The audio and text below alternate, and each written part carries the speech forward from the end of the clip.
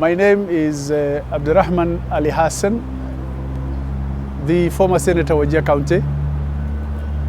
We had a session today with the bipartisan dialogue committee at Bomas. We had a presentation on the creation of a new county to be called the Wajir South County.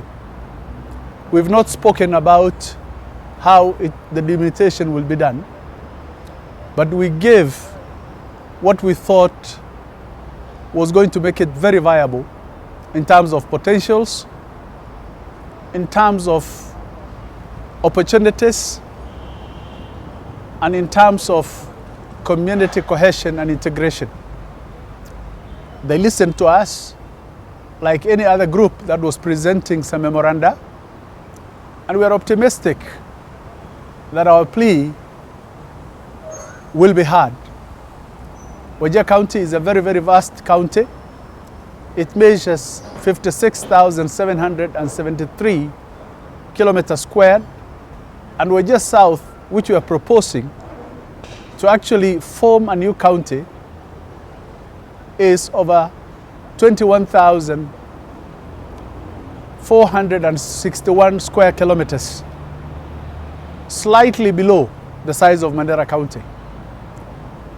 Of course, the clamor for counties is nationally, and it's meant to address the inequities in the current counties in terms of failure to meet the demands of all the communities. I am appealing to the leadership from Wajir across the constituencies to actually support this move. It's beneficial for all of us. There will be no additional burden. The parameters used by CRA in resource allocation will be the same ones. The county will not be different in terms of additional burden. There will be none, because you'll just use the same resources to apportion appropriately according to the same parameters that are used both at the national and local level. So I don't see an additional burden. If it's workforce, the same workforce that are now serving will be serving the other areas. We'll only recruit more depending on the opportunities that will be available. So there is no additional burden that will be created as far as I'm concerned, because resources are already going to the local level. So if only governors will be fair enough to apportion resources equitably, then there will be no issue of even people clamoring for new areas. In terms of getting support, any of these groups that are asking for the additional constituencies have, for one reason or the other, they are compelled by one reason or the other.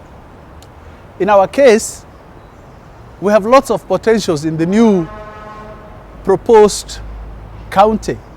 We'll actually be generating more revenue than we are doing now, because we've not exploited fully the opportunities that exists in terms of resource generation. So I would say there is a very good opportunity coming forward, and the first 47 counties were actually pegged on the districts that existed prior to 1992. And the districts or sub-counties that were created thereafter are very many. So it's the right time for me, I believe, to review that position that has created the 47 counties. Areas have not been developed in equal ways. I feel our water resources have not been tapped. Our livestock production and agricultural production have not been adequately addressed. And our resources or revenue generation has not been optimally done. So I feel there is a lot of untapped potential, which with the creation of a new county we'll be able to tap, and wealth creation is likely to happen and improve the well-being of our people if we do what we are now trying to advocate for. And it's an advantage for Wajir. The management will be much easier. I told you it's 56,000 square kilometers.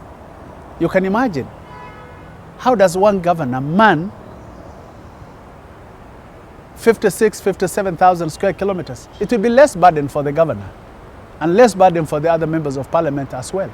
So, and we are not saying we should only have a one constituency county. We'll be splitting according to the preferences of people. more people can join in so that we have equal numbers.